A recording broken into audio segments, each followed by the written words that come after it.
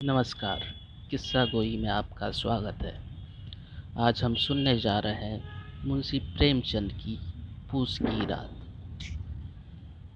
हल्कू ने जाकर अपनी बीवी से कहा, सहना आया है, लाओ जो रुपए रखे हैं उसे दे दो, किसी तरह गर्दन तो छूटे। मुन्नी बहू झाड़ू लगा रही थी, पीछे फिर कर बोली, 3 ही तो रुपए हैं, दे दूं तो कंबल कहाँ से आएगा। माघ पूस की रात खेत में कैसे कटेगी। उसे कह दो फसल पर रुपए देंगे, अभी नहीं है। हल्कू थोड़ी देर तक चुप खड़ा रहा और अपने दिल में सोचता रहा, पूछ सर पर है।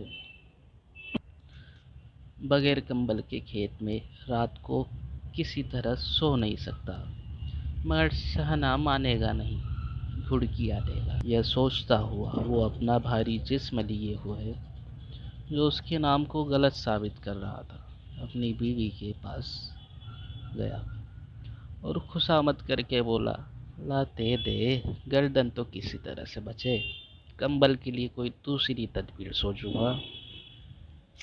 मुन्नी उसके पास से दूर हट गई और आंखें टेढ़ी करती हुई बोली, कर चुके दूसरी तदबीर, जरा सुनो कौन तदबीर करोगे।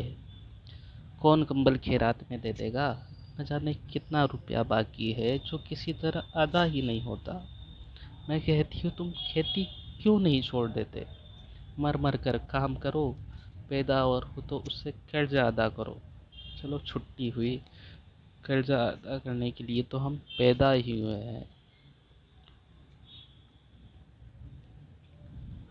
मैं कहती हूँ तुम खेती क्यों नहीं छोड़ देते, मर मर कर काम करो, पैदावार हो तो उससे कर्जा अदा करो। चलो छुट्टी हुई, कर्जा अदा करने के लिए तो हम पैदा ही हुए हैं। ऐसी खेती से पा जाए, मैं रुपये ना दूंगी। हल्कू रंजीदा होकर बोला, तो क्या गालियाँ खाऊं। उन्होंने कहा, गाली क्यों देगा, क्या उसका राज है। मगर ये कहने के साथ ही उसकी तनी हुई भवें ढीली पड़ गई। हल्कू की बात में जो दिल दहलाने देने वाली सदाकत थी। मालूम होता था कि वो उसकी जानिब टकटकी बांधे देख रहा था। उसने ताक पर से रुपए उठाए और लाकर हल्कू के हाथ पर रख दिए।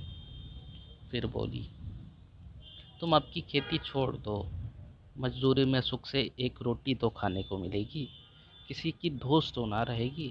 अच्छी खेती है, मजदूरी करके लाओ और भी उसमें झोंक दो, और उस पर से धोस।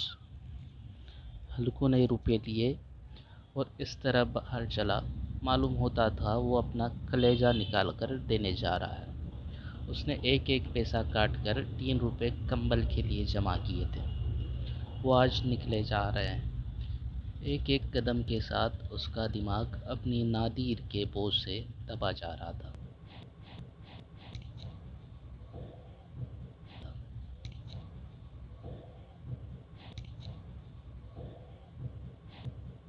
एक एक कदम के साथ उसका दिमाग अपनी नादीर के बोझ से दबा जा रहा था।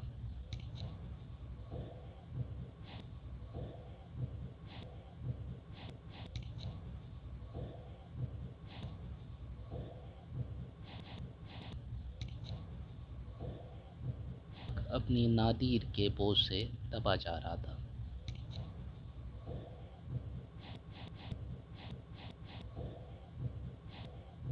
दिमाग अपनी नादीर के बोझ से दबा जा रहा था। का स्वागत है। आज हम सुनने जा रहे हैं मुंशी प्रेमचंद की पूस की रात। हल्कू ने जाकर अपनी बीवी से कहा, सहना आया है, लाओ जो रुपए रखे हैं उसे दे दो, किसी तरह गर्दन तो छूटे। मुन्नी बहू झाड़ू लगा रही थी, पीछे फिर कर बोली, 3 ही तो रुपए हैं, दे दूं तो कंबल कहाँ से आएगा। माघ पूस की रात खेत में कैसे कटेगी। उसे कह दो फसल पर रुपए देंगे, अभी नहीं है। हल्कू थोड़ी देर तक चुप खड़ा रहा और अपने दिल में सोचता रहा, पूछ सर पर है।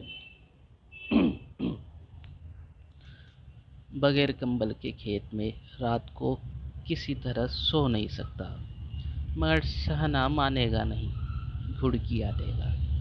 ये सोचता हुआ वो अपना भारी जिस्म लिए हुए यह सोचता हुआ वो अपना भारी जिस्म लिए हुए जो उसके नाम को गलत साबित कर रहा था, अपनी बीवी के पास गया और खुशामद करके बोला, ला दे दे, गर्दन तो किसी तरह से बचे, कंबल के लिए कोई दूसरी तदबीर सोचूंगा।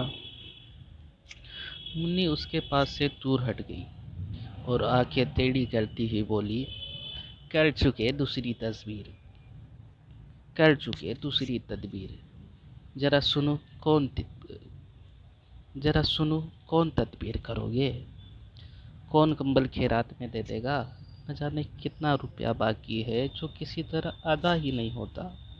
मैं कहती हूँ तुम खेती क्यों नहीं छोड़ देते, मर मर कर काम करो, पैदावार हो तो उससे कर्जा अदा करो। चलो छुट्टी हुई, कर्जा अदा करने के लिए तो हम पैदा ही हुए हैं। मैं कह मैं कहती हूँ तुम खेती क्यों नहीं छोड़ देते, मर मर कर काम करो, पैदा हो पैदावार हो तो उससे कर्जा अदा करो। चलो छुट्टी हुई, कर्जा अदा करने के लिए तो हम पैदा ही हुए हैं। ऐसी खेती से पा जाए, मैं रुपया ना दूंगी। हल्कू हल्कू रंजीदा होकर बोला, तो क्या गालियाँ खाऊं? मुन्नी ने कहा, गाली क्यों देगा, क्या उसका राज है? मगर ये कहने के साथ ही उसकी तनी हुई भवें